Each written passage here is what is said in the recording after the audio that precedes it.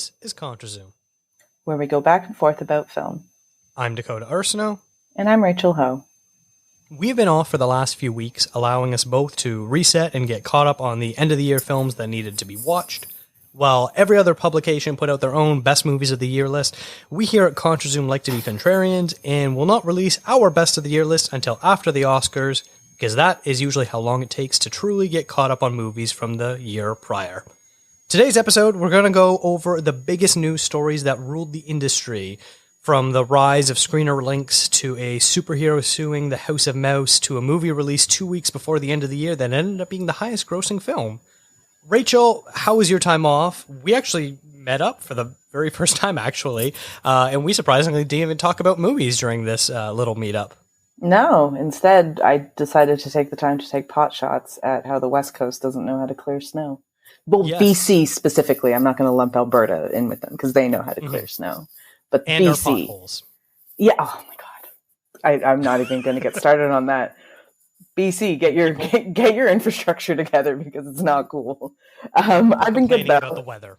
Yeah. It's a good time. It was great. It was a good time, a riot to have one. The brunch was delicious. Yeah, it was actually. It was very, very good. I got rice because such is the way. That's what I do. Why did you get rice? It sounded delicious. You offer me fried rice at like 10 a.m. I'm down for it. I'm fine with it. They're like, it comes with an egg. It did. That made it breakfast. Although she didn't need to say that. I would have eaten it anyways. Let's be real, though. Let's be absolutely real. Time off has been good. Just kind of relaxing. Like you said, just catching up on end of year movie. I kind of feel like it's never going to be, you're never going to watch everything that you want to watch. So how about you, though? How was your, I guess, holiday break? Good. I wrote one article, which make sure that's linked to in the show notes, my favorite Canadian movies of the year, which I think was quadruple the output that you wrote over the break. I was catching up. I was playing catch up on a lot of different reviews and stuff like that. Things that probably should have gotten done ahead of time.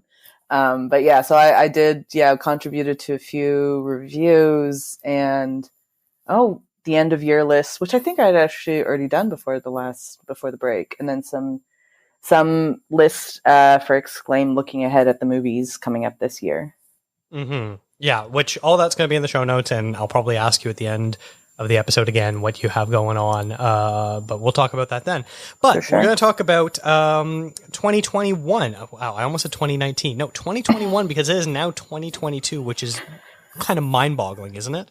May as well be 2019. I feel like we should have society stopped at 2019, and we should just kind of go back and just redo the last couple of years, because it's been quite a ride. But yeah, I can't just roll that calendar back over. May as well. I mean, what did we really gain from these last couple of years? Let's be honest now. Yeah. But yeah, we've picked out a few stories that we think were kind of interesting, stuff that we don't normally talk about on this show for the most part, and just sort of revisiting, especially, given hindsight, some of these stories played out over a longer period of time, specifically once we get to the Scarlett Johansson stuff, which was like little updates here and there over the course of several months. So it's kind of nice that we can look back and be like, hey, this is what happened. So we'll start up with some uplifting news. Back in March 15th, Steven Yuan became the first Asian American to be nominated for Best Actor, which, congratulations to Steven, but wow, this took way too long. What was that, the 94th Oscars? 95th, I think the 94th Oscars? 94th, yeah. Took a long time. Shocking, yeah. But that was for his role in Minari, which I know I loved. I can't remember. Was that a movie you were a fan of? Big fan of it. I had a moment of having to pause the movie because it got too emotional for me. I had to take a second when the parents were fighting and the kids were throwing the paper airplanes. Yeah, that made me really sad. But so well deserved. And you're right, a long time coming. I mean, but if I were to pick one of the kind of working Asian American actors today, I think Steven Yeun is probably the one who I would back the most to be the one that'd be he's probably going to get nominated for a lot of stuff in the future. But the cool thing I think about it too is that not just was it an Asian American actor, but the movie he got nominated for, Minari, a lot of it was primarily in Korean. It was a story about immigrants, but it was all a Hollywood product. It wasn't a Korean film. Not that there's anything wrong with that, but I'm just saying, like, it's kind of neat to see the progress of movies in being made in Hollywood, that it's not just about, English language films. And I think that, they're going to have to turn, like, a lot of the award shows are going to have to turn their mind to the fact that American films can also be not in English, but very American at the same time. Mm-hmm. I think that's something that, like, often gets overlooked. I was listening to a podcast recently, one called Best Actress. I'm a big fan of it, where they kind of look at the Best Actress nominees and winners, and they rewatch all the movies from that specific year and then pick out a winner. It's a comedy podcast, but it's very entertaining. And I was listening to an episode recently where one of the nominees was Penelope Cruz for Voltaire, and he was sharing this tidbit about how Penelope Cruz was the first Spanish-born actress to be nominated for Best Actress, or Spanish-born person nominated for Best Actress. And they're so surprised and shocked by that. And then, like, I kind of feel like every once in a while, we sort of need to be reminded, the Oscars, while they are a global event and there are movies that are nominated from all over the world, it is primarily an American institution. It's based out of Los Angeles, out of the US, and its members are primarily American. So this concept of, like, why haven't there been more Parasites, which would be awesome if there were, it's because it's American based. And so I think people kind of get a little caught up in that and be like, okay, hey, let's remember that it's who is, making this. Now, it's one thing to be like, Steven Yeun is the first Asian American actor to be nominated. That is, that's crazy, considering it's not being like, hey, he's the first Korean-born actor, he's the first Japanese-born actor, he's the first Thai-born actor, things like that, which, then you're getting a little esoteric because you're removing this concept of this is an American institution. Steven Yeun being the first Asian American actor being nominated is a shock because of the fact that emphasis on the American aspect of Asian American. Yeah, I think that's really interesting, especially I think it was Bong Joon-ho who said that when they kept asking him at the time when he won for Parasite about, what does it feel like to be the first, Korean to win and get nominated, all those kinds of things. And he was saying, like, the Oscars are, I think he called it a very local festival. I think that was the translation that came out. And I completely agree with you. I think people have to remember, like, the Oscars they're not meant for the world. They are literally a celebration of Hollywood as a system. But I think because maybe the term Hollywood nowadays, it just means the film industry, we get a little bit bogged down in that. But if you look at the BAFTAs, for example, like, nobody really has that same thought to the BAFTAs, and it's probably because it's in the UK and they're celebrating British cinema. So I completely agree with you. I think that, like, what makes this one special is that it's not just that it's, foreign in terms of not being in English. The fact that he's American, like Steven Yeun is American, it's taken a really long time for someone like him to kind of get to the forefront. But hopefully it's not the last. I mean, I can't imagine it's the last time because there's a lot of really talented actors, and I'm sure he will continue to get nominated as he does more and more himself.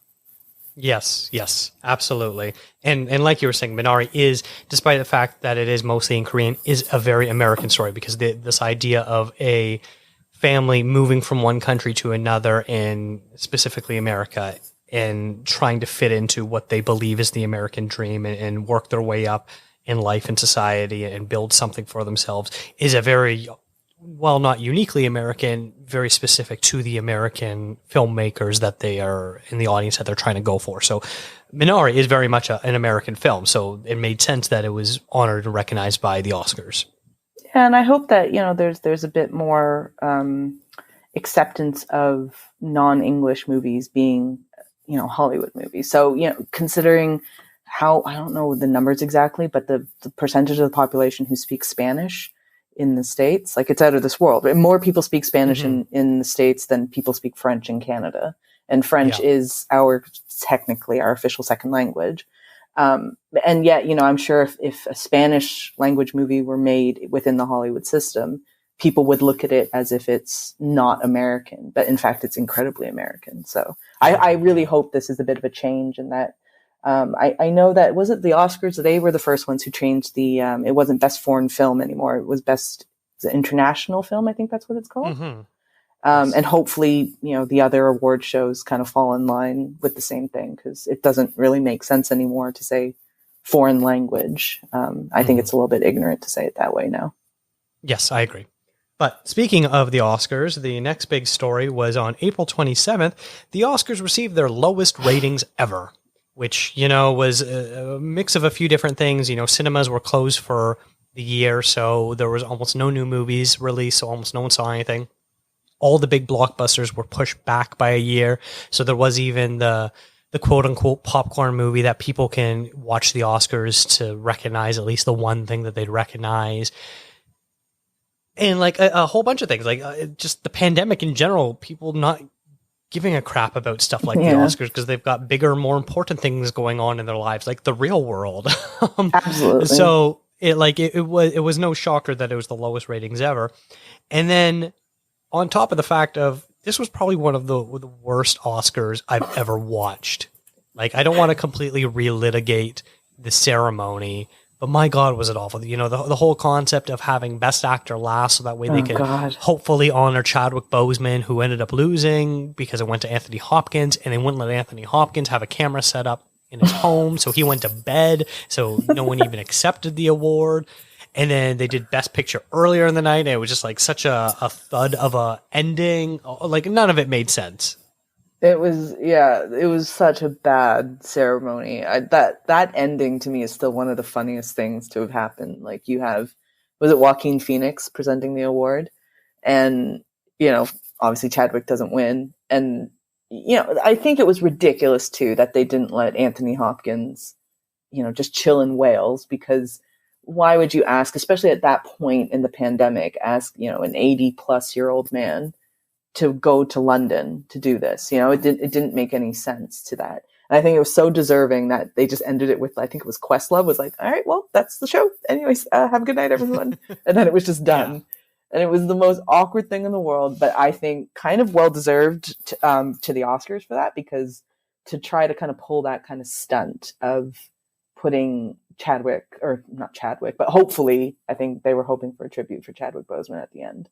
But in terms of, the lowest ratings, it's not surprising, is it? Every single award show that year had to have had its lowest ratings. The Grammys, the Emmys, the Golden Globes before that, it was all so low because nobody cared at that time. Even sporting events, I was actually looking it up to see what the numbers were for the World Series and Super Bowl and things like that. And all of them were at a pretty low point relative to what they used to be. And I think it was just the time of, human history, is that the last thing that I think people wanted to see were these actors getting awards, right? When people really couldn't have gone to see too many movies this year. And I think it's a bit of a shame, just because I personally really like that year of movies. I like that so many independent movies came to the forefront because, like you said, the big studio numbers took a back seat. So to me, that was really cool, but it is unfortunate that, even though it was the only thing that was being new and released that year, just people weren't paying attention. And I can't blame people. There's nothing, obviously there was a lot more important things in the world happening other than movies and the Oscars. So, but it's a shame. But yeah, terrible, terrible Oscar ceremony. Mm-hmm. You'd have to wonder if maybe something like Sound of Metal or Promising Young Woman would have been just completely snubbed if it was a regular Oscar year. Probably. And Sound of Metal was my favorite movie of the year last year. And people still don't know what it is though when I talk to them about it, because they don't realize Riz Ahmed did another movie, and it's too bad. But because I think a lot of people think oh yeah, he was doing, I think it was Venom was the one that most people remember him for. And I'm like, yeah, that or Nightcrawler. Yeah, right. Nightcrawler. Or Rogue One. Too. Yeah. I always forget he was in Rogue One. Yeah, he was cool in that though. But he's a great actor. I love him.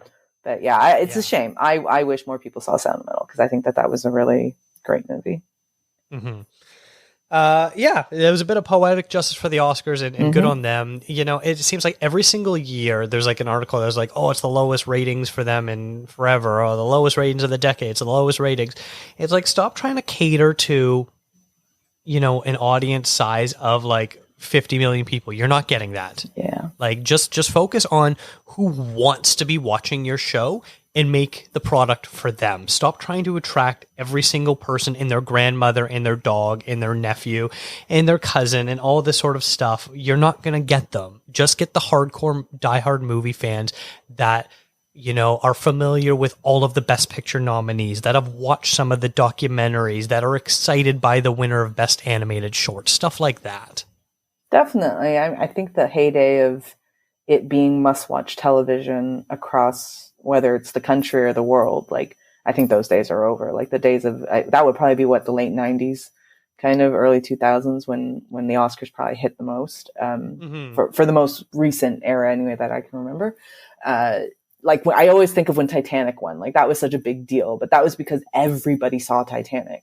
So it would, you know, there was a movie that kind of had this name brand recognition, whereas I don't know if we have that anymore, because maybe, you know, the movies that are being watched by everybody aren't necessarily the movies that are getting nominated. But I completely agree with you again. Like, this isn't an award show that is meant for everyone. And by trying to cater to everyone, you're losing out on the audience that would be plugged in if you just did it properly. And I don't know. I mean, for this ceremony, I don't know how critical we can really be about it. I mean, some of the stuff, like the changing of the order, that's messed up, but everything else, even, I don't know how much we can really criticize it, because it was a bit of a tricky time to do an awards ceremony. Like, there were different setups around the world, like in different parts of the world.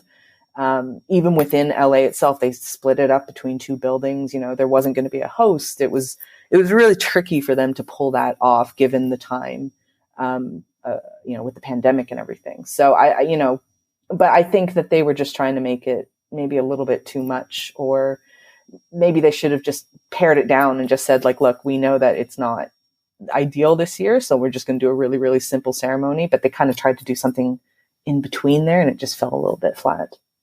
Yeah. All right. The next story is one that I feel like you're going to be pretty sentimental about. And that was on July 27th. Bob Odenkirk suffered a heart-related incident on the set of Better Call Saul. And there was a good 24 hours, maybe 48 hours, where people legitimately thought he either had died or was about to die. It was a pretty scary moment.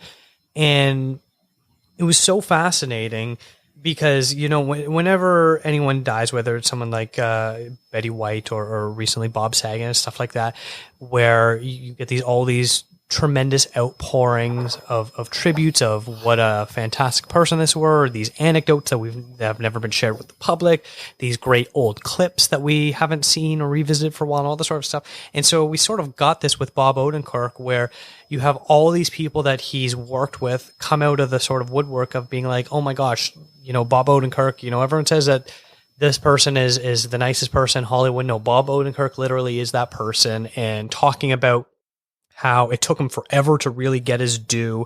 And it was just this past year that he really had his big movie mainstream breakthrough with Nobody as well, which is, I know, a movie you're a real big fan of. And so it's just so fascinating. And then all of a sudden it was just like, and Bob is okay. And it was just like, oh, okay. I guess everything's back to normal then. it was such a weird sort of thing where you're literally mourning someone's death, and then popping up and being like, I'm not actually dead.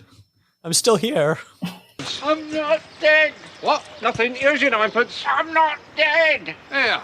He says he's not dead. Yes, he is. I'm not. I think it was a collective worry. Like, everybody was like, oh man, I really hope he's all right. And then a collective sigh of relief when they found out he was okay. And then you're right. Like, you just kind of move on after that. But yeah, he's obviously, neither of us know Bob Odenkirk, but from all that we've heard and read about him, he seems like a really, really stand-up dude. And you're somebody that has worked behind the scenes, especially in comedy, for decades now. And it wasn't until pretty much Breaking Bad, I would say, that he really got some front of the camera recognition. He's done other things, obviously, but Breaking Bad, I think, was his first one. Then obviously he had Better Call Saul, and then, yeah, the greatest movie, one of my favorites from last year. I was going to say the greatest movie ever, but it's not the greatest movie ever. But it's the one that I really like, Nobody, you know, and it puts Bob Odenkirk into a bit of a different light. And I don't know if, like, I think when he came out too and he wrote on Twitter, like, hey guys, I'm okay. I wonder if he even thought like people would care that much. Do you know? Like, I think obviously everybody cares to an extent. You don't want anybody to die. You want to make sure people, like, in general, if you're not like a sociopath, you don't take pleasure out of other people dying. But I don't know if he was expecting such a collective outpouring of like best wishes and love for him. Like, you know, sometimes it's that whole thing where it's sometimes you don't tell people what you feel about them until like they're gone and it's too late. But he kind of had the brink of that because people weren't too sure. So that's in a way kind of nice, slightly morbid, but kind of nice at the same time. Yeah, it's one of those things where like you'd love to go to your own funeral, but you know, maybe in reality you don't actually want to go to your own funeral. It's one of those things. That's like that Friends episode. That's all I can think about right now, when Ross decided to fake his death so that he could have a funeral or a memorial service or something like that. And it takes like a pathetic character like Ross to be like the one who's going to do something like that. Interesting. Yeah, I don't know that episode, so I can't really comment on that. But yeah, other friends watchers on here, they'll know what I mean. That's a clear totally. episode. Yeah. When Steph hears it, she'll nod along exactly. with you. Yeah. So yeah, we're very happy that Bob Odenkirk is okay. So on September 13th, during the Toronto International Film Festival, or at least when this article was published, was a whole bunch of stories came out about how screeners were leaking at an alarming rate, specifically ones from Netflix. This has been sort of a tricky thing where in the last 2 years, as film festivals have been having to go digital, they've been trying to pressure the big studios to allow their movies to still be screened on digital platforms and not have in-person screenings. And it's been a pretty big back and forth fight where, for the most part, studios have not really been willing to acquiesce on this standing point, really, of how to move forward of festivals, whether digital, in-person, hybrid, things like that. And it sort of feels like there was a bit of a nail in the coffin with TIFF this year, because I think because TIFF is such a big festival and it was the biggest one to be digital only, really, where when screeners linked, right away we were seeing other film festivals have movies pulled from their digital platform because you could see how scared these distributors were. For the most part, I believe they were only Netflix ones that were leaked. It was stuff like Jake Gyllenhaal's The Guilty. I'm not too sure. Oh, and so did The Power of the Dog, apparently, which was interesting. Yeah. So that was interesting because it's one of the things where it's like, unlike some of these films that play at film festivals where, hey, you'll have to go and see it in theaters. Maybe it'll be a limited release. It might not even come to your city. Maybe it'll be in your city 4 months from now, 6 months from now, whatever. With Netflix, it's like, hey, we're going to screen at this festival, and then in a month it's going to be on Netflix anyways. Yeah, it was interesting. I mean, like, so first of all, TIFF actually did a hybrid this past year. There was some in person. Okay. Yeah, part of it was in person. I don't know if Power of the Dog, I know, did have some in-person screenings. I'm not 100% sure about The Guilty. I feel like that one was a online one only. The weird thing though was The Guilty was literally coming out. You said a month. I think it was coming out like within a couple weeks of the festival ending. Like, it was very quick. And there was another movie that from Melanie Laurent. It was her directorial debut, and that was going to be premiering on Amazon Prime with like the Mad Woman's Ball. Yeah, and that was literally with, I think, 2 or 3 days after it premiered in the festival, it went on to Prime. So like during the festival period, it did show up on Prime anyways. You know, so it was kind of sad to me that had happened because you and I had done some film festivals before that. So like probably the biggest one was South by Southwest. And there wasn't any problems. That South by Southwest was fully online, and they didn't really have those issues. TIFF seemed to be the kind of the first major film festival that came out, because Venice was right before that had this problem. And it's too bad, because I think that the idea of having a digital component at least, I'm not saying get rid of the in-person altogether, but having a digital component for a film festival I think is a really great thing, you know, whether it was you and I being able to do South by Southwest and we didn't have to go down to Texas, you know, I'm about to do Sundance and I didn't have to go to Utah for it. People across the country in Canada, or even just within Ontario could, like Northern Ontario people could see TIFF movies for the first time and not have to, like, not everybody is able to afford to go down to a specific city, spend the hotel, spend the flight, whatever it might be. And the tickets on top of that.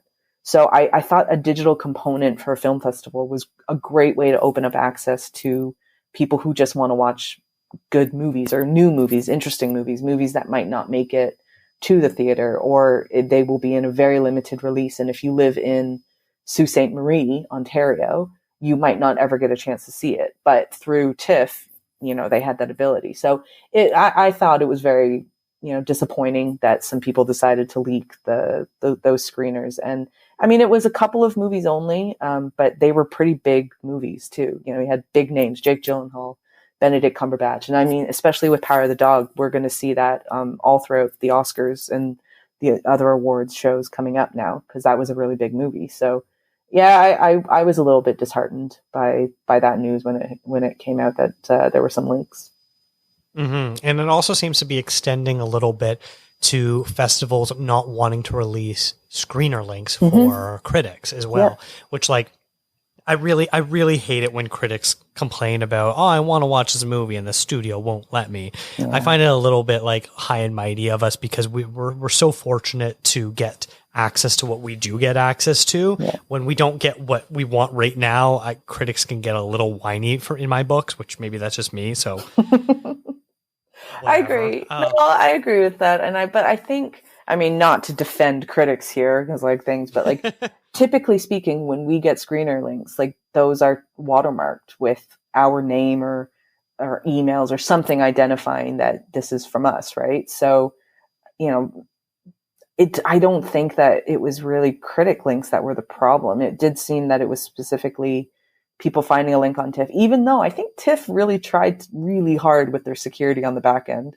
to make sure people couldn't copy it. But I mean, there's always going to be somebody who is able to do it. It is interesting though that it was Netflix, so maybe it was like an inside job. It's my conspiracy theory. Who knows? Because why wouldn't it be everything?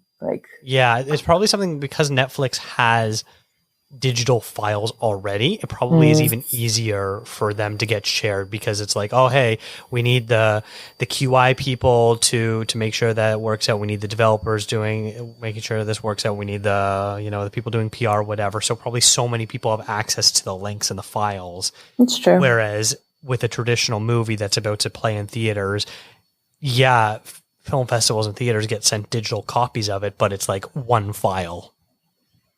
You seem to have a lot of deep knowledge about this. Have you been trying to take links and put them on the internet? Maybe, because as the vice president of Netflix, my grandfather Netflix junior, senior, I don't know what I'm going with this joke. Yeah, sure. Let's move on from this story. Yeah, you would move on, wouldn't you? To the most interesting story of the year, the most serious one, and that is how on October 1st, Scarlett Johansson sued Disney, and she settled with them. Dun, dun, dun. Now, this is really I feel good. like you have more insight into this story than I do, so if you want to sort of recap and reshape how this story went, that would be really helpful. Sure. So, I mean, it all stems from the release of Black Widow. So, as I think most people are aware, Black Widow was meant to come out in 2020. I think, I could be wrong on this one, but I believe it was supposed to be the movie that set off the new phase. I don't know what number they're on right now for the MCU. But following Endgame, I think this was supposed to be the first thing.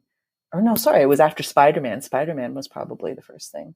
But anyways, it was meant to be a big movie for MCU, and it was meant to, link with some of the TV series that were supposed to come out afterwards.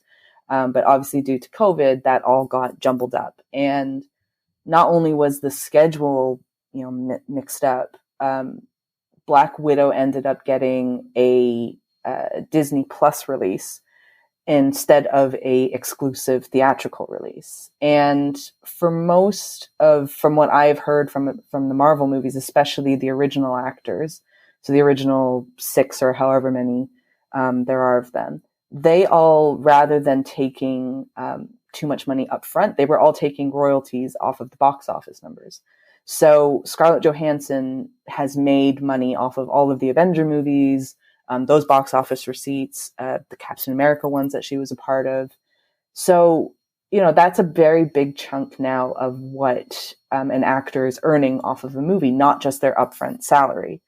When Disney decided to move Black Widow to Disney Plus, obviously your box office receipts are greatly diminished from that because, well, one, you're not seeing any of the money from subscribers because that hasn't been baked into your contract, because when they signed that contract originally, there was no idea that, one, a pandemic was going to be happening, but two, that there was going to be a thing called Disney Plus, or at least maybe in behind the scenes they kind of knew, but I don't think there was ever a consideration that Black Widow would be released on Disney Plus and not only in theaters. So obviously what ends up happening is Scarlett Johansson takes not a pay cut, but she just misses out on a good amount of money, and she takes effectively a loss. And she was not happy about that. But what I would say is a lot of people criticized her for being greedy on this, but I think she was really right to put this lawsuit out because it does set a precedent for all of the other movies coming out afterwards. With Disney, Marvel, and other actors who might have their movies shoved onto a streaming service, which happened a lot over the last year and a half, 2 years, however long.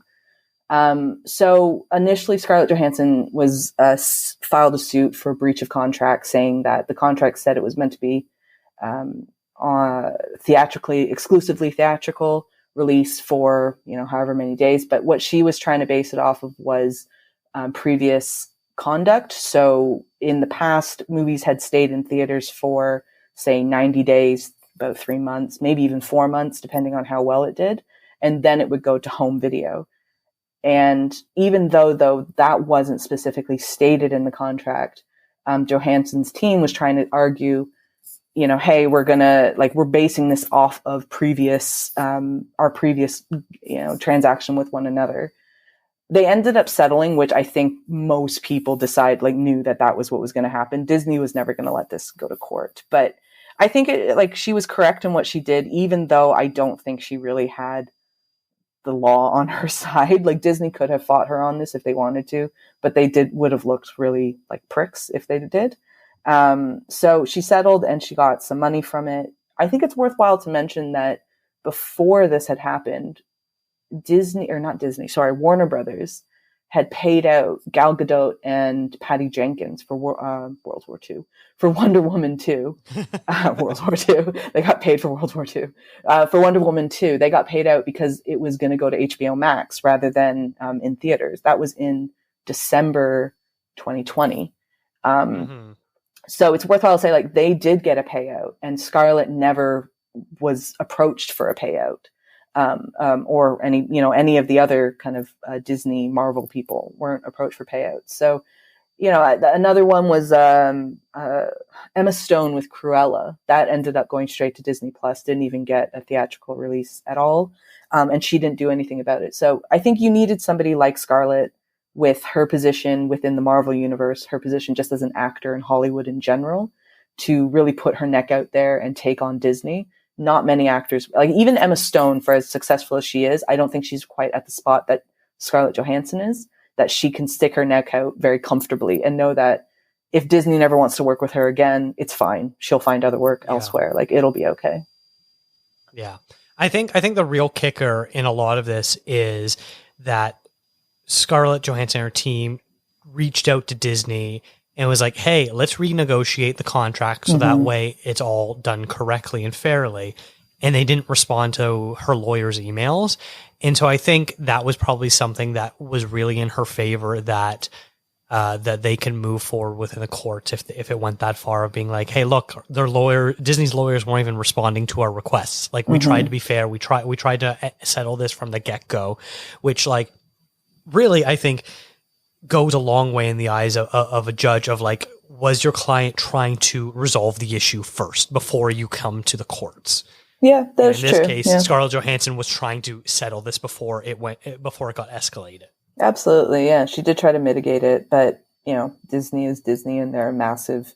Not just like they're one of the largest corporations in the world at this point, right? So yeah, they are. They absolutely are. Yeah, and they own pretty much half of Hollywood at this point. So it was a fascinating story to see unfold for various reasons. But like the precedent that it sets is, it's immeasurable in a way, because now you're going to have studios who, when they go to sign new contracts, or you have actors who are going to go approach the studios now and say, hey, we need to renegotiate, or at least put a clause in here, because who knows what's going to happen with our movies now. And they're very right to, because I mean, at any given moment, movie theaters could close down, and that is happening. We're seeing it, like in Ontario, movie theaters have shut down again. So. Yeah. And I think it also really is a good precedent setting, because of something like, if a famous person does a cameo in a movie, they can't do it for free. They have to do it for what scale rate is in the union. So whatever an actor would make for a day rate, which is, $1,000, $2,000, whatever it is. I don't know the exact amount. That's how much they have to get paid. So you think of something like Brad Pitt in Deadpool 2, where you see his face for half a second. He did shoot that. He actually shot that on a green screen. But you think of any, comedy where someone shows up for a scene and that's their cameo, or they're playing themselves, or whatever it is. They have to get paid what a regular actor would get paid, because then it sets the precedent that if they're like, oh, hey, well, Brad Pitt worked for free, why don't you work for free or for less, or things like that. And in a world of capitalism, where if your employers could pay you any less, they legally would, they would. It's good to have these sort of precedents. And unfortunately, that means that the biggest people on the top of the pyramid need to be the ones enforcing this. So someone like Scarlett Johansson needs to be enforcing her contract. Definitely. I mean, that also speaks to, there was a whole thing, I mean, this was probably a few years old now, where Jennifer Lawrence was talking about her pay inequity. And a lot of people gave her some crap for being like, come on, man, you make like millions and millions of dollars. Like, what the hell? But the point of it is not for her to get an extra couple million. It's more of just to say like, hey, like, we're going to be loud about it and make a big fuss about it. And there hopefully will be a trickle down effect, which there was, and I think that there was. So yeah, like I said, Scarlett Johansson doing this was a really bold move on her part, but I think it was really cool of her to do that, because you need somebody like her to do it. Yeah, absolutely. Now, moving on, on October 26th, just as I believe it was the first weekend of Dune being released, and there was this whole, will it or won't it get a sequel? Because I'm sure by now everyone has seen it, or everyone that wants to see it have seen it by now. It's only one half of the novel. It's not the full novel. And so Denis Villeneuve originally, propositioned, hey, this is going to be a two-parter. We can shoot both at once. And the studio was like, no, we're not doing that. We don't know how much money this is going to make. We will greenlit one for you.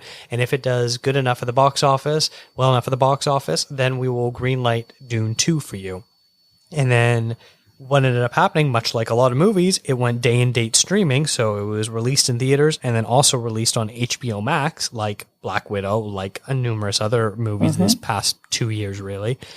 And I believe it was basically the first weekend where they're like, okay, yeah, we've seen enough numbers. We'll give you the sequel. I still don't understand how they couldn't greenlight a part 1 and a part 2. Like, that would have been so incredibly weird to have a part 1, and regardless of how well it did, right? Like, it would have just been so odd to just be like, we have half a movie, and you could point that down to like, well, Denis just should have done the whole movie in one go. But I just find it such like a fascinating decision from Warner Brothers to be like, no, we're not going to greenlight the full book, which is the full story. We're just going to greenlight half of it for you. I actually thought it was, I'm very big on these conspiracy theories. I really thought maybe it was a publicity stunt. I was like, there's no way that they couldn't have given Denis some security knowing like he will be able to do part 2. Cause I just thought it just seems so mad to me that was a decision that they decided to take. Yeah. And especially since we've now seen movies like Lord of the Rings or the upcoming Avatar movies, it works a lot better if you have these very intense, action epics with lots of CGI and big sets and big casts and things like that, just do it all at once. It makes so much more sense, because what's going to happen? Dune, this was supposed to come out last year, so this movie must have been shot in like 2019 or something like that. So it was shot in 2019. We're now not going to get Dune 2 until, a year and a half, 2 years from now? Honestly, it's so stupid. I agree. I just don't. I mean, I know that the pandemic messed things up, and nobody could have predicted that was going to be a factor. But even to me, even if you don't fit in the pandemic, I just think it's a crazy, crazy move that they wouldn't have just greenlit both. Because, like you said, Lord of the Rings and Avatar, even Infinity War and Endgame, those were shot like right at the same time. And was it Harry Potter was probably done the same way. It's just so weird. It's such a weird decision. Like, I would have loved to have been in that room where they were deciding whether or not to give him part 2. I just find it such an oddball thing that they did. And maybe we'll never know why they actually did it. It just doesn't make any sense to me. Yeah. So it was definitely a very weird situation. But it's good that we are getting part 2, because part 1 really did end on a cliffhanger, because that would have been like so frustrating, because you watch it and you're just like, okay, this is literally just half of a story. I mean, then like Zendaya fans would have been pissed too. They already were kind of upset that she wasn't really in this one, but it's like, at least you could be like, look, she's going to be really big in the next one. Don't worry about it.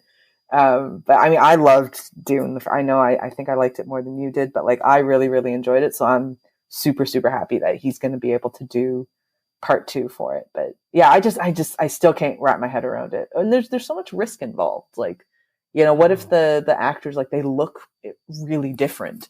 You know what I mean? Like, what happens? I mean, chances are they won't, because they're not kids, but I don't know. What if Chalamet looks like a completely different dude in 2 years' time? I don't know. It's going to be weird. Yeah. But whatever. Yeah. Glad we're getting it. And I'm glad, I'm glad the first one hit as well as it did too. Like, I'm glad that people responded to it, because there was a bit of doubt whether or not a movie like that was going to do numbers, just given that it was such a niche sci-fi thing, and David Lynch's doesn't exactly have a great legacy to it. So, but it had some good young names. But I'm really happy it did well, and I'm happy we're getting a part 2, because, like you said, that would have been really frustrating. Yeah. All right, moving on into actually not pleasant news. Back in October 22nd, Alec Baldwin accidentally shoots and kills the cinematographer Helena Hutchins on the set of the movie Rust that they were working on, which was a very tragic thing. This was, as far as we still know, it's a bit of an ongoing story still. It's not completely resolved, where there seems to be a bit of finger pointing going on. But what it seemed to have happened was Alec Baldwin was given what he believed to be a cold prop gun, which means a prop gun that had either no bullets or no live ammunition in it. And what sounds like, when he was setting up the shot with the director and the director of photography in front of him, looking at the angles, and he fired this prop gun, but it actually had a live round in it. And unfortunately, standing right in front of him at point blank range was Helena Hutchins, who unfortunately lost her life and died almost immediately. This prompted a whole bunch of questions that arose about how this could have happened. Ever since the death of Brandon Lee on the set of The Crow, on the name of that movie, The Crow, back in the early 90s, gun safety has been so utmostly concerned about on sets, where like you literally cannot be more concerned about that than anything else. Like, it doesn't matter how fake the gun is, they still do all the proper procedures as if it is a real gun. And so this raised a whole host of issues. It sounded like there was quite a bit of negligence going on. The person in charge of the props was not a very experienced person. The person that handed Alec Baldwin the gun, I believe, was an assistant director, didn't double check it. It sounded like it was a long day of shooting, and things were getting lax around the set. And it sounded like there was a few other close calls earlier on this set. So it all sort of culminated in this very tragic but easily preventable accident that unfortunately cost the life of someone who was very up and coming in the industry and had a lot of great talent and was, someone that's going to be dearly missed. The whole chain of events from this one was really interesting to see play out as well. Like, the first story comes out is somebody shot, a cinematographer. Or wasn't even, I don't think people said that. It's just somebody died on a movie set from a bullet. And then it turns out, oh shit, it's Alec Baldwin. Like, okay, this is a big name. And then it goes into, a lot of people. I remember seeing on Twitter people saying, like, Alec Baldwin needs to be charged for murder. And I'm like, calm down. That's not how that works. And then, going to being really sympathetic to Alec Baldwin because, as the actor, it's not his fault. That's like, he shouldn't be the one that needs to do the safety checks. When he's handed a weapon, it should be like good to go. But then it kind of turned around on, well, he's also the producer on it. And there was some, back and forth on that about union stuff and non-union workers and, whether they were skimping because the budgets were too tight or something like that, and we'll get the full story eventually, I'm sure. Like you said, the investigation is still going, and I kind of get the feeling it'll be going for a little while. Such a sad story though. Like, you talk about The Crow and Brandon Lee, the John Wick director, Chad Stahelski, he was Brandon Lee's stunt double on that. And he ended up taking over for Brandon Lee after he passed away so that they could finish up the movie, because I think there was only a little bit left to be done. I've seen so many interviews with Stahelski talking about gun safety, because obviously John Wick, they use a ton of guns, and how after everything that happened with Brandon Lee, he was such a stickler for these things, as you should be. You should be incredibly super, super conservative and risk adverse in what you do, because think something like this could happen. And I didn't think that it would take another death on a set for people to think about that again.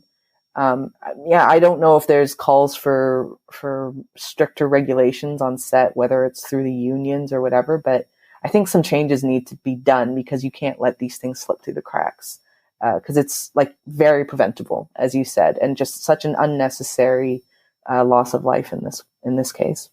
All right, and then the last news story we want to talk about is on December 9th, Jussie Smollet is found guilty of falsely reporting a hate crime from 2019.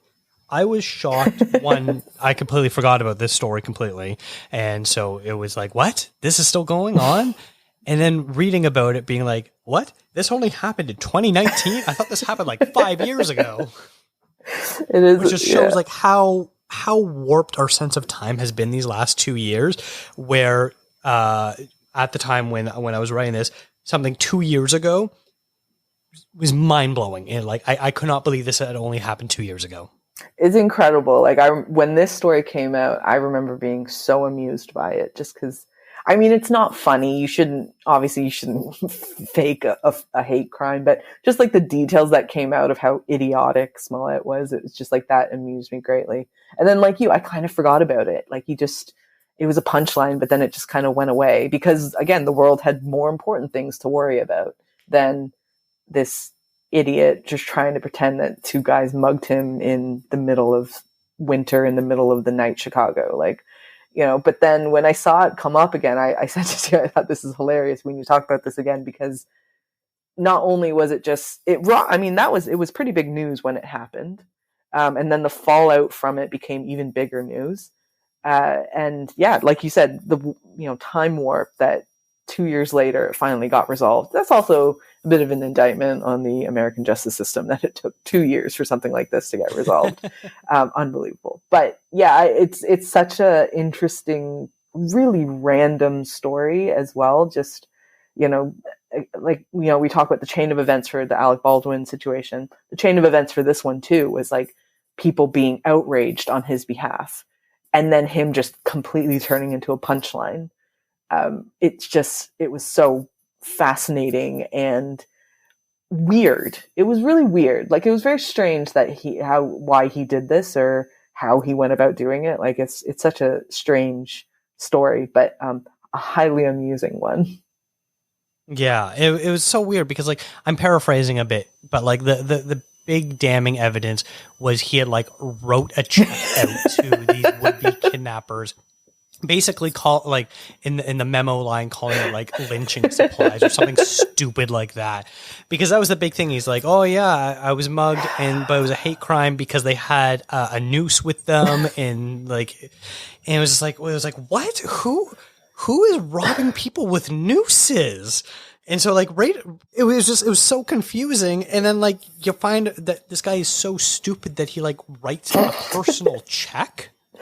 Who does that? I sent it to you before, but if anybody watches the TNT basketball with the pregame and postgame shows with Charles Barkley and Shaq, and then it's Charles Barkley has the greatest clip on that, where he just kept bringing it up, and then he kept saying Jussie, if you're gonna commit crimes, do not write a check. Just cash, just do cash. Go to the ATM, get some cash out.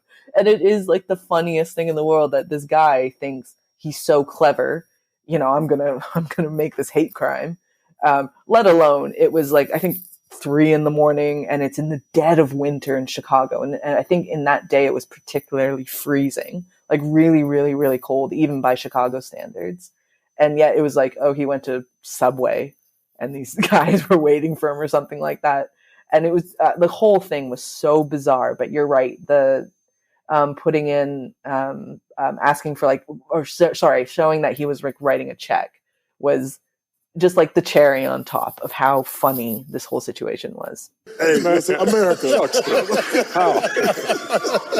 America, let me just tell you something. What's that? Do not commit crimes with checks.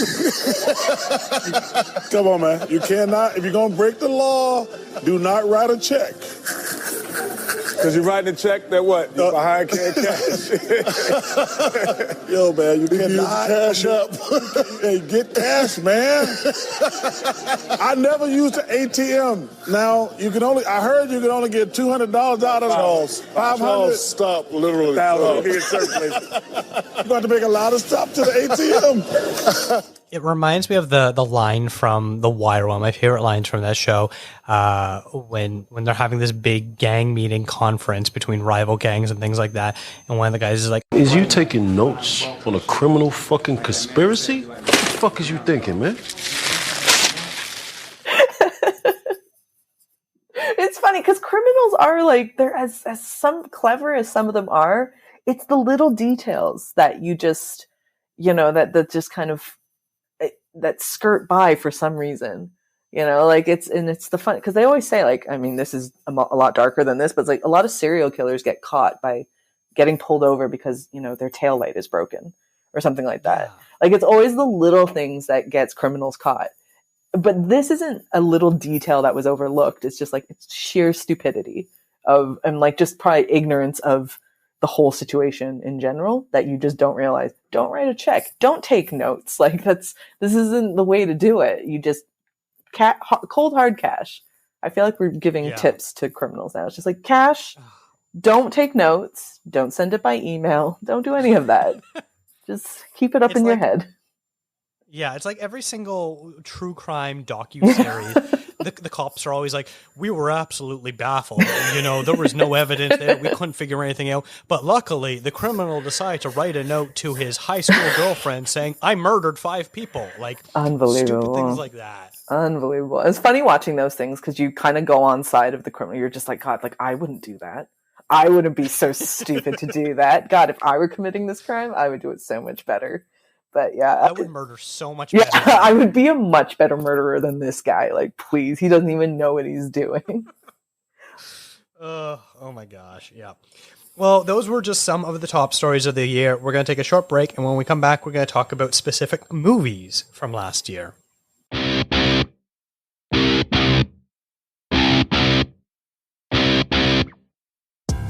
This is Classic Movies Live, the pre-recorded show where we talk about movies that just came out.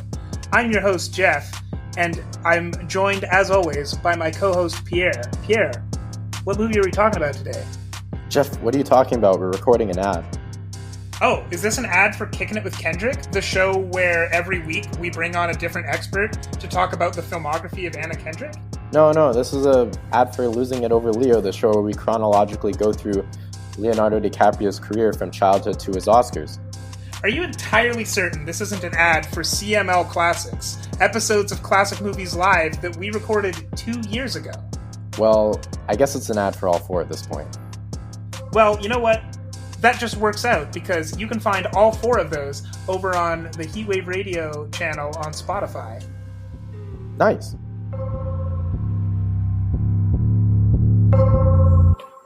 So we talked about all the biggest news stories of the previous year. Now we're going to talk about a bit about what sort of ruled the box office. And as we've sort of mentioned many times, and as everyone who is listening to this is well aware, movies weren't the same this year. They weren't the same last year. There was a lot of stuff streaming, so it made it hard to really judge numbers, but box office still counts for in-person theater screenings. Luckily, some places in the world, notably most of the United States, decided that the pandemic wasn't a thing anyways and just allowed theaters to open. So that didn't really impede numbers too drastically. But I think what was most shocking is the number one movie of the year was Spider-Man No Way Home. That isn't too surprising. What's surprising is it came out on December 17th. So from the 17th to the 31st, that movie made $670 million. Crazy. The number 2 movie was Shang-Chi and the Legend of the Ten Rings, which came out back in September, and it made $224 million. $400 million less. That's insane. Absolutely insane. That's insane. Have you seen the new Spider-Man yet? I have not. I haven't either.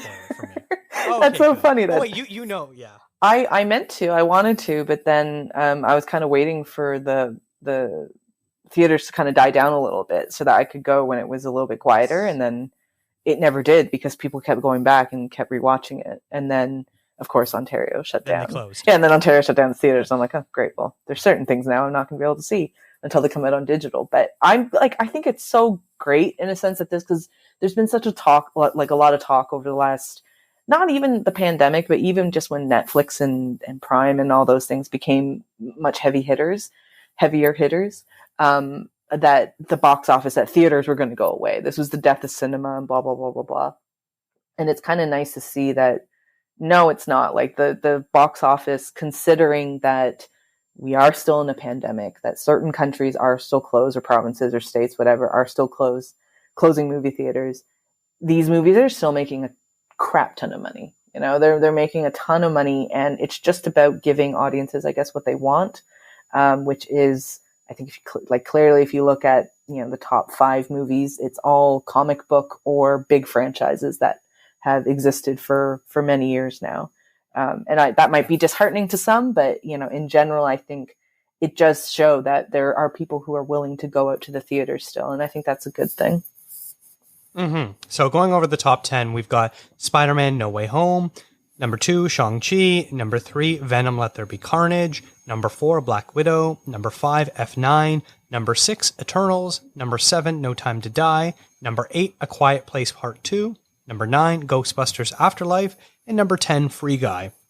So it's pretty interesting that technically 4, but 3 of the movies are MCU and 3 are Sony. So that's 6 of the top 10 films.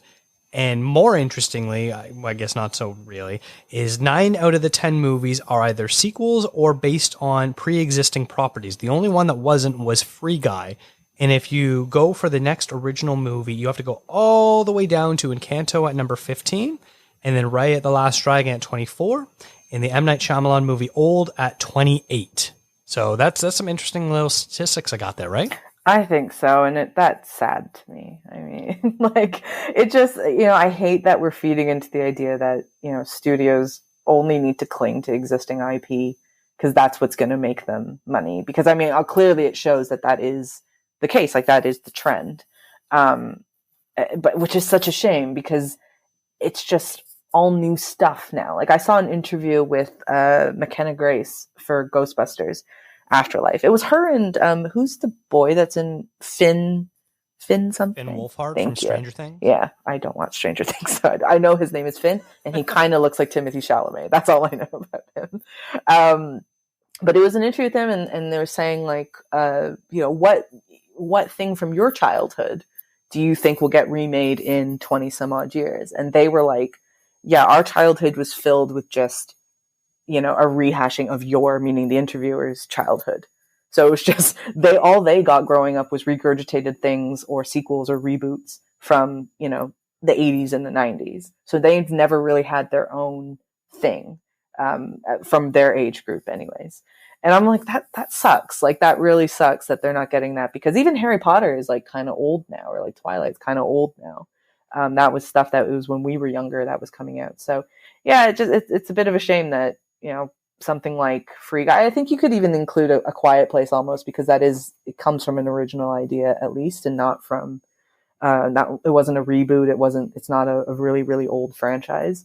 But it's a bit of a shame that it's all, pre-existing stuff. Yeah. I guess you can say that with something like A Quiet Place Part 2, that it really is it is based on an original property. Mm-hmm. It's not like, which even I guess Fast and the Furious is based on. Oh, yes, but they've come very far away from what the original property was. Let's be real now. F9 versus F1. Is that what they're calling? Is that what they're going to rebrand it as? It's so different. Like, I'm such a huge fan of Fast and Furious, the first one. And I know that it's Point Break with cars. I get that, but it's such a great movie. I love it so much. I rewatched it not too long ago and I still love it. And it's just like, now that you see F9, it just kind of went way off of what it was meant to be initially. But hey, it's making a ton of money, so what do I know? Like, but yes. There were some surprises throughout it, like the fact that Dune made almost $100 million and was the 13th highest grossing movie of the year. That's very good for them. You also have stuff like Cruella, which, while it was technically a Disney release right away, it also released in theaters and places too, and was the 16th highest grossing movie. And then, shockingly, something like The Suicide Squad, which I thought was a very popular movie, was all the way down in 23rd overall. Maybe because it was an R-rated movie. I don't know. That movie, I mean, I'll quickly plug a list that I did in December, which was the most underseen/underrated movies of 2021. That's for Exclaim. I included The Suicide Squad for it because it's such a good movie. It's so fun. It's such a fun, comic book movie. And I think that it was just, from what I gathered from like listening to some of my friends, they thought it was the old one, like the 2016, because they were like, I heard it was bad though. And I'm like, no, that was the old one, which was called Suicide Squad. And this one's called The Suicide Squad. And I'm like, why couldn't Warner just have done a bit of like, title it a little bit different? Really kind of drive home the point that this is not really much of anything to do with the 2016 version, without putting down the original, or not the original one. I guess, the original one. But so many people were confused by it because they had just said, like, I heard it was bad though. So kind of like, why would I go to watch if I heard the original one was bad? Which is such a shame because it's such a good movie. And I really hope that they get another shot to do it. I know that John Cena, I think he has a TV show for Peacemaker. Mm-hmm. But I'd love to, I think, was it Birds of Prey the year before for Harley Quinn? That didn't do very well at the box office either. And I really want to see more Margot Robbie as Harley Quinn, because she's probably, to me, one of the best superhero iterations we've seen on screen. She's phenomenal. So I'd love it. Cause I was a huge fan of the Suicide Squad. I thought it was really good. And it disappointed me a lot that it's not even like people's fault. It's just nobody realized that it was completely different and that you could go in expecting a lot better than what the original one with Will Smith was. Mm-hmm. Yeah, they should have called it something like Suicider Squad. Yeah. Much better. To be honest, it is much better than the Suicide Squad versus Suicide Squad. I don't know what they were thinking with that. Hire me, DC. Yeah. Watch this space for Warner Brothers. All right. Now, you also made a note about the worldwide box office stuff. If you want to share what the insights you learned from this past year. Yeah, I thought it was interesting to look at beyond. So the box office that Dakota was talking about, which is domestic, is technically domestic, but it also includes Canada. I never understood why they did it that way, but fine, whatever. But I thought it would be interesting to look at the worldwide box office because the pandemic was different in, even between just Canada and the US, it was treated very differently. But it also, to me, is kind of forward looking that for movies that are coming out of Hollywood, America is no longer kind of the big market that movies are trying to draw in anymore. And I think that the global box office shows that. So, we can look at the top 10 of the worldwide box office. The first one is a movie called The Battle at Lake Changjin, which is a movie from China. And that made nearly $1 billion. And that's just domestic, like their domestic, like just from China. It was $900 million. Another movie, second movie was Hi Mom, which is also from China. Third is No Time to Die. Fourth, F9. 5, Detective Chinatown 3. 6, Venom, Let There Be Carnage. 7, Godzilla vs. Kong. 8, Shang-Chi and the Legend of the Ten Rings. 9, Eternals. 10, Dune. So you can see a bit of interesting things. First of all, 3 of the worldwide box office movies come from China. The other 7 are from Hollywood.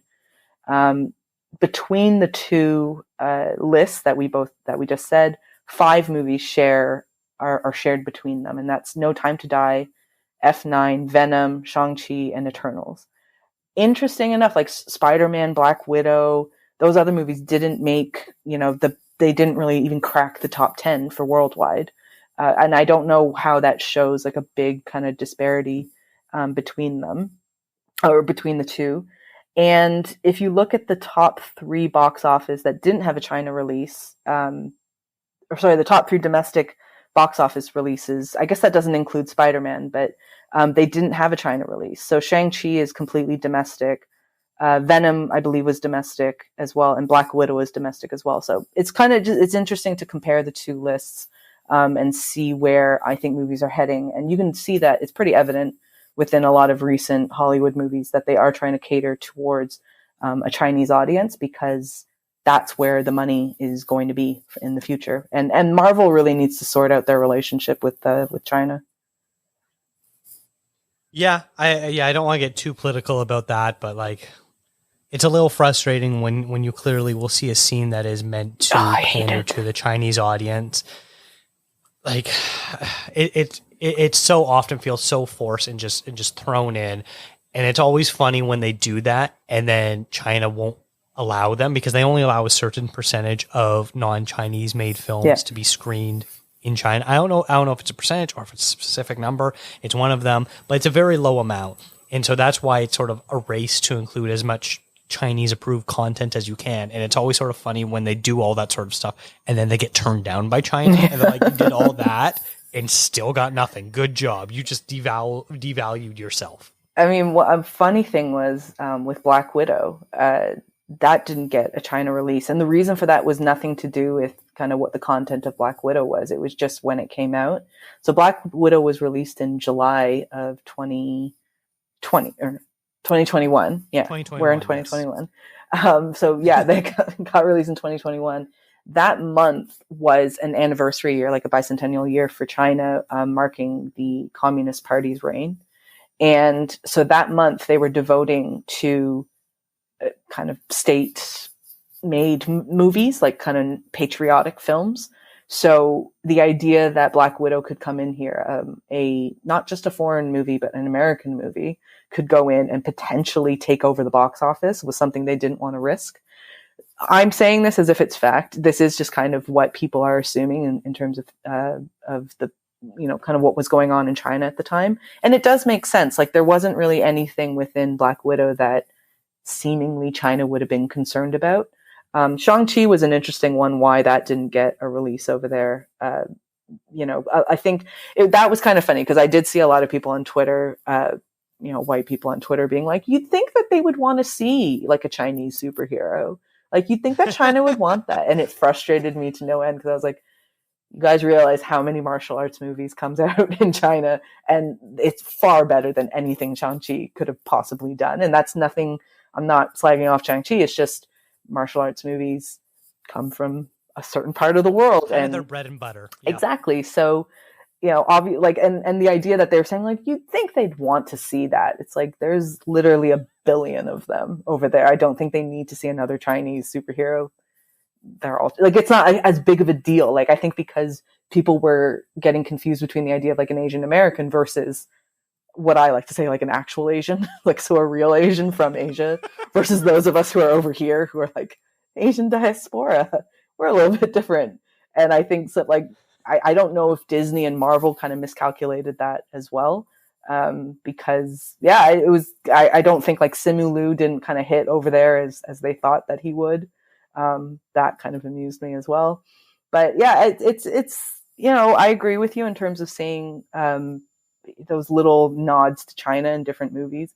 It's frustrating. It really is. There's a new movie that hasn't come out in Ontario yet, but it's released everywhere else, called The 355, with Jessica Chastain, your favorite. She's in that.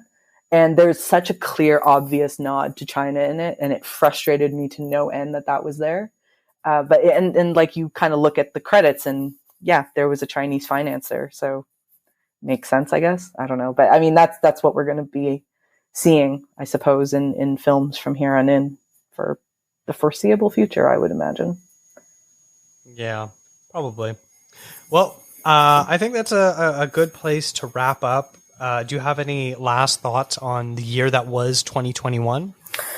It was a bit of a dumpster fire year, wasn't it? It wasn't a great year, I don't think. Like, I feel like 2020 was this year where a lot of us came together, and it was very community driven almost, because I think it was the first time, collectively speaking, we were all in it together. And then 2021 was just us, people getting really angry at one another. And I think the movies kind of, for movies specifically, not that it reflected the anger that people had, but, it felt very kind of slap and dash almost, because you had stuff from the previous years and you had other things that were created during COVID. So it was a real mishmash of films that were coming out. I remember seeing, I can't remember which screening I was at now. I think it was for Respect, the Aretha Franklin movie. And they had a commercial for No Time to Die. And they didn't change the trailer. And it said, like, coming in April 2019. And everyone laughed, because it was like, it's 2 years ago now. So yeah, it was an interesting year in movies. I personally, I think, preferred 2020's movies to 2021's, if I'm honest, but that's for another show. Yeah, it was an interesting year. We saw some good stuff. Some stuff got pushed around. I don't know. You're really grasping at straws to try to bump 2021. It wasn't a great year. Yeah, I guess so. You know what? I will say it was a good year for ContraZoom. We published almost 45 episodes. You became the permanent co-host, and I think it was a really solid year for us. And I like the way that the podcast is trending. And so maybe I'm sort of conflating the two of good podcast year or mediocre movie year. I mean, what's more important, really, in the grand scheme of things? Good podcast year, good movie Numbers. Year? It's obviously good podcast year. So we can take that as the win for 2021. Well, I think this is a good place to end. We talked about the beginning, but Rachel, what are you working on, and where can listeners find more of your work? As always, I'm on Instagram and Twitter _RachelKH, and you can also see the most recent thing that I had published was with Exclaim, and it was I think it was the 16. It ended up being 16 most anticipated films of 2022, and hopefully those films stay in 2022, because the way it's looking, it might that all those movies that we put in might not actually come out in 2022 now, but hopefully they all come out, because there are some really great movies that I'm personally looking forward to, and I know that there's some kind of big movies that were held off from pandemic times, so it'll be nice to get those out too. Mm-hmm. We'll probably do something similar to that after the Oscars as well. Look at what's coming in the summer and in the fall of more secure release dates, and sort of maybe do an episode talking about what we're excited for that's still coming out. But you can find a link to that article in the show notes as well. I also, as I mentioned earlier, did an article where I talked about my 5 favorite Canadian films of the year. They were all movies that I saw during film festivals, so not all of them have wide releases yet. But if you do like Canadian film, you probably might find this article a little bit interesting, I would hope. But you can follow the show on Instagram, Twitter, and Facebook at contrazoompod, and let us know what stories you found most fascinating for the past year. Did we hit on any of them? Did we miss any big ones? What were your thoughts on the box office? All that sort of fun stuff. You can send an email to contrazoompod@gmail.com. Thank you to Eric and Kevin Smale for the theme music, and to Stephanie Pryor for the logo design.